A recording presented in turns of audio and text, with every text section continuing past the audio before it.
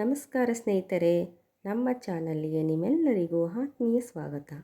ಇಂದು ಮನೆಯಲ್ಲೇ ಸುಲಭವಾಗಿ ಮತ್ತು ರುಚಿಯಾಗಿ ಮಾಡಬಹುದಾದ ಒಂದು ಸ್ಪೆಷಲ್ ರೆಸಿಪಿಯನ್ನು ತೋರಿಸುತ್ತೇನೆ.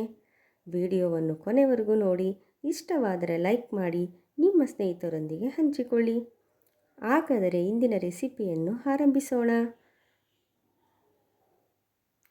ಫಸ್ಟು ಒಂದು ಕುಕ್ಕರ್ನ ಬಿಸಿ ಮಾಡಿ ಅದಕ್ಕೆ 2 ಟೀ ಸ್ಪೂನಷ್ಟು ಎಣ್ಣೆಯನ್ನು ಹಾಕಬೇಕು. ಎಣ್ಣೆಯು ಬಿಸಿಯಾದ ನಂತರ 2 ಪಲಾವ್ ಎಲೆ, ಮೊಗ್ಗು ಮತ್ತು ಅನಾನಸು ಎಲ್ಲ ಸ್ವಲ್ಪ ಬಿಸಿಯಾದ ನಂತರ ನಾನಿಲ್ಲಿ ಸಣ್ಣದಾಗಿ ಹಚ್ಕೊಂಡಿರುವಂತಹ ಒಂದು ಈರುಳ್ಳಿಯನ್ನು ಹಾಕ್ತಾಯಿದ್ದೀನಿ. ಈರುಳ್ಳಿನೂ ಕೂಡ ಚೆನ್ನಾಗಿ ಫ್ರೈ ಮಾಡ್ಕೋಬೇಕು.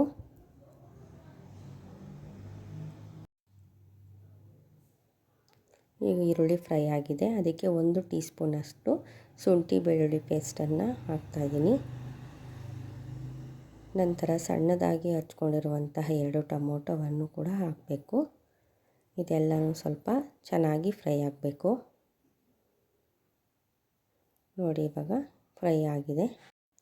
ಈಗ ಚಿಕನ್ನ ಹಾಕಬೇಕು. ಚಿಕನ್ನು ಕೂಡ ಚೆನ್ನಾಗಿ ಫ್ರೈ ಆಗಬೇಕು. ಚಿಕನ್ನು, ಈರುಳ್ಳಿ, ಟೊಮೊಟೊ ಎಲ್ಲವನ್ನು ಚೆನ್ನಾಗಿ ಮಿಕ್ಸ್ ಮಾಡ್ಕೊಳ್ಳಿ. ನಂತರ ನಾನು ಚೆನ್ನಾಗಿ ತೊಳೆದು ನೆನೆ ಹಾಕಿರುವಂತಹ ಅಕ್ಕಿಯನ್ನು ಹಾಕ್ತಾಯಿದ್ದೀನಿ. ಸೊ ಅಕ್ಕಿನೂ ಕೂಡ ನಾವು ಇಲ್ಲೇ ಮಿಕ್ಸ್ ಮಾಡ್ಕೋಬೇಕು. ನಂತರ ಇಲ್ಲಿ ನಾನು ಬಿರಿಯಾನಿ ಪೇಸ್ಟನ್ನು ನಾನು ಯೂಸ್ ಮಾಡ್ತಾಯಿದ್ದೀನಿ. ಸೊ 2 ಬಿರಿಯಾನಿ ಪೇಸ್ಟನ್ನು ನಾನು ಯೂಸ್ ಮಾಡ್ತಾಯಿದ್ದೀನಿ.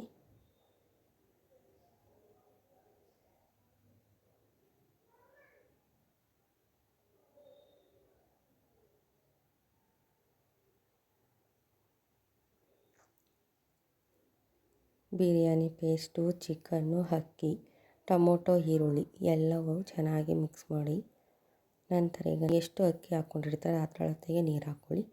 ನಾನಿಲ್ಲಿ 2.5 ಪಾವಷ್ಟು ಅಕ್ಕಿ ತಗೊಂಡಿದ್ದೀನಿ. ಸೊ ಅದಕ್ಕೆ ತಕ್ಕಂತೆ 3 ಗ್ಲಾಸ್ ನೀರನ್ನು ಹಾಕೋತಾ ಇದ್ದೀನಿ.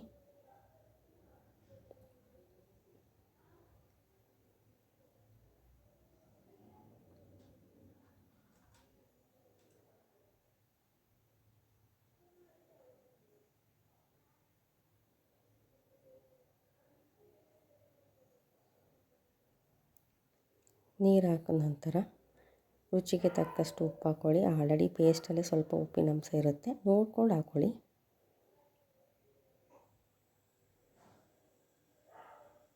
ಕಸ್ತೂರಿ ಮೇಥಿ,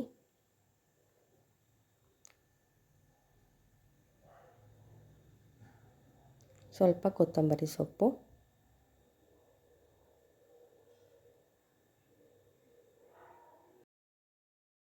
ಈಗ ಎಲ್ಲವನ್ನು ಹಾಕಿದ ನಂತರ ಚೆನ್ನಾಗಿ ಮಿಕ್ಸ್ ಮಾಡ್ಕೊಳ್ಳಿ.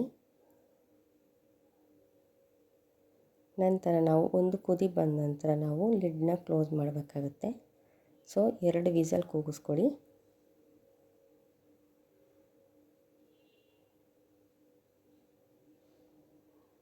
ನೋಡಿ, ಇವಾಗ 2 ಕೂಗಾಗಿದೆ.